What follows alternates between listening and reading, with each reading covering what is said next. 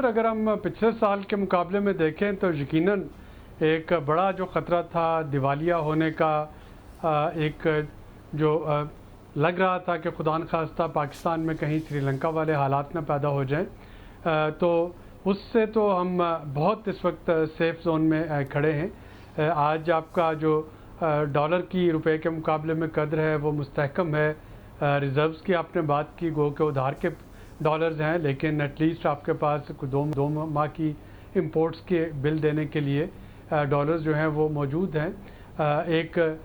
طویل انتظار کے بعد آہستہ آہستہ جو مانیٹری پالیسی تھی اس میں بھی ہم نے دیکھا کہ شرح سود میں بتدریج کمی آنا شروع ہوئی، اور یہ پچھلی جو مانیٹری پالیسی میٹنگ تھی اس کے بعد یہ ٹرینڈ جو ہے یہ نیچے کی طرف آتا ہوا دکھائی دے رہا ہے۔ یہ ساری چیزیں جو ہیں یہ پازیٹیو انڈیکیٹر ہیں، لیکن اگر یہ کہا جائے کہ بالکل خطرہ ٹل گیا اور اکانومی جو ہے وہ ٹیک آف کر گئی،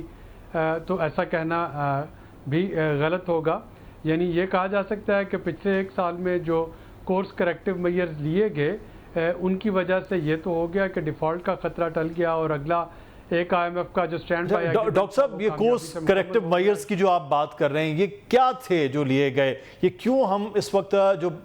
سچویشن ہے اس خطرے سے ٹلے ہیں؟ اس کے پیچھے کیا محرکات تھے؟ کیا کیا ہے ہم نے کہ کم از کم اس خطروں سے نکلے ہیں؟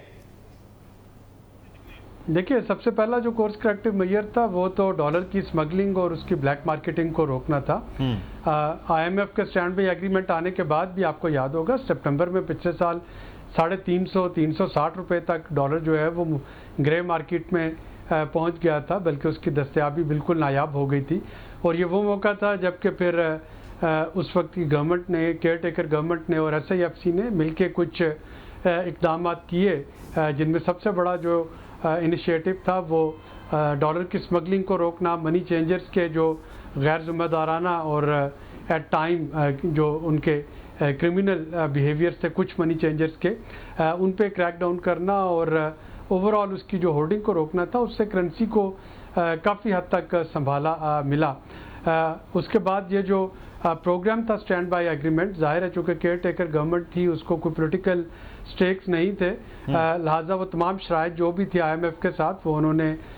پوری طرح سے اس پہ عمل درآمد کیا۔ تو وہ جو ایک لیک آف ٹرسٹ تھا، بد اعتمادی کی جو فضا تھی پاکستان اور آئی ایم ایف کے درمیان، وہ کافی حد تک بہتر ہوئی، جس کی وجہ سے اگلے پروگرام کا اسٹاف لیول ایگریمنٹ جو ہے وہ آپ نے دیکھا کہ وہ ہو گیا، اور اب ایگزیکٹو ڈائریکٹرز کی میٹنگ میں آئی ایم ایف انشاءاللہ $7 بلین تک کا جو لون ہے وہ پاکستان کے لیے دے رہا ہوگا۔ لیکن اس سب میں جو ایک چیز دیکھنے والی ہے وہ یہ ہے کہ یہ کچھ ایمرجنسی میئر تھے جو کہ as a stop gap arrangement لیے گئے، لیکن اصل چیز جو ہے وہ اگلے آئی ایم ایف پروگرام میں ادارہ جاتی اصلاحات، پالیسی لیول پہ اصلاحات، ایلیٹ کیپچر کا خاتمہ، اور جو ایک کافی عرصے سے پینڈنگ چلتا آ رہا ہے کہ آپ اپنی آمدنی دیکھ کے اخراجات بڑھائیں، غیر ضروری اخراجات میں کمی لے کے آئیں، جو عوام اسپیشلی لوور اور لوور مڈل انکم ارنر ہے ان کے لیے سوشل سیفٹی نیٹس اور جو ٹارگیٹڈ سبسڈیز ہیں وہ بڑھائی جائیں۔ تو یہ وہ چیزیں ہیں جن پہ کہ اب عمل درآمد کرنا ہوگا۔ اس میں یہ بہت ضروری ہے کہ یہ ادارہ جاتی اصلاحات کے لیے بھی ڈاکٹر صاحب ایک چیز ہے کہ اب یہ تمام تر چیزیں آہستہ آہستہ بہتر ہو رہی ہیں۔ اس کے بعد پوائنٹ یہ ہے کہ پاکستان میں انٹرنلی یہاں پہ انویسٹمنٹ ہونا اور فورن انویسٹمنٹ کا جو ہے وہ آنا۔ پاکستان میں انرجی کی جو پرائسز ہیں وہ بہت ہائی ہیں، ڈوئنگ بزنس جو کاسٹ ہے، کاسٹ آف ڈوئنگ بزنس وہ بہت زیادہ ہے۔ تو ایسی صورتحال میں ہم یہ اسٹیبلٹی کیسے کر پائیں؟ یہاں پہ اکانومی کا سائیکل کیسے ہو پائے گا؟ جی، انرجی پہ میں آتا ہوں، لیکن اس سے پہلے اگر ہم یہ کہیں کہ فوری طور پہ فارن ڈائریکٹ انویسٹمنٹ کی برسات ہونا شروع ہو جائے گی تو میرا خیال ہے کہ ہمیں ویٹ کرنا پڑے گا، چونکہ ان ساری چیزوں سے پہلے ایک چیز جو ہے وہ سیاسی استحکام کا آنا جو ہے وہ بہت ضروری ہے۔ بالکل ہم دیکھ رہے ہیں کہ پچھلے 2-3 سالوں سے ہر چیز جو ہے وہ اف اینڈ وٹ پہ جو ہے وٹ اف اٹ از، اور پھر یہ ہو جائے گا، اور اگر یوں ہوتا ہے تو ایسا ہو جائے گا، فلاں اگر جو ہے پوزیشن اس کو ایکسٹینشن ملتی ہے تو یہ فیصلے آ جائیں گے، نہیں ملتی تو یہ ہو جائے گا۔ تو یہ جو ساری کنسپریسی تھیوریز اور چہ مگوئیاں ہیں جب تک ان کا خاتمہ نہیں ہوتا ظاہر ہے کہ فارن انویسٹر بھی بلکہ ایون ڈومیسٹک انویسٹر بھی وہ ویٹ کر رہے ہوں گے کہ تھوڑا سا اس سارے اسٹارم میں کوئی تھوڑا سا ایک پریڈکٹیبلٹی نظر آئے تاکہ وہ یہاں پہ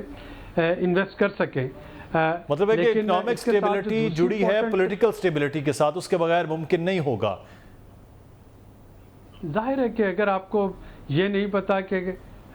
حکومت کس نہج پہ جائے گی، عدلیہ کس طرح کے فیصلے دے گی، جو اپوزیشن اور گورنمنٹ ہے ان کی آپس میں بنے گی یا نہیں بنے گی،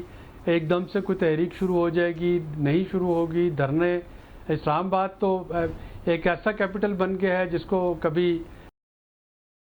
کہ اس کو قابو میں کر لیتے ہیں، کبھی اس کو کوئی اور گروپ آتا ہے، کوئی بھی جس کا دل چاہے فیض آباد میں بیٹھ کے اس کو بلاک کر دیتا ہے. تو اس طرح سے تو آپ کے ظاہر ہے جو پریڈکٹیبلٹی ہے اور جو آپ کا اعتماد ہے وہ بحال نہیں ہوتا. بٹ ہیونگ سیڈ اٹ، جو اس وقت کچھ پازیٹیو اشاریے نظر آ رہے ہیں اور اگر تھوڑا سا یہ سیاسی ٹمپریچر بہتر ہو جائے تو پھر بات آتی ہے انرجی کی. چونکہ انرجی پہ بھی جب ہم بات کرتے ہیں انرجی سیکٹر ریفارمز کی، خواہ وہ انرجی کے بلوں کی ریکوری ہے، خواہ وہ آئی پی پیز کا ایشو ہے، آئی پی پیز کے ایک ٹرانسپیرنٹ فورینزک آڈٹ کی بات کی جا رہی ہے جو کہ میرا خیال ہے بڑی ویلکم موو ہے. اگر کہیں پہ اس سسٹم کو مس یوز کیا جا رہا ہے تو اس کی نہ صرف نشاندہی ہونی چاہیے بلکہ اس کی اصلاح بھی ہونی چاہیے. لیکن اس کے ساتھ ساتھ اس وقت یہ بھی دیکھنا ہے کہ انرجی میں جو لیڈ کیپچر ہے یا اوور آل جو ٹیکسیشن میں لیڈ کیپچر ہے اس کو کیسے ختم کرنا، اور یہ کچھ ایسے فیصلے حکومت کو کرنا پڑیں گے جو کہ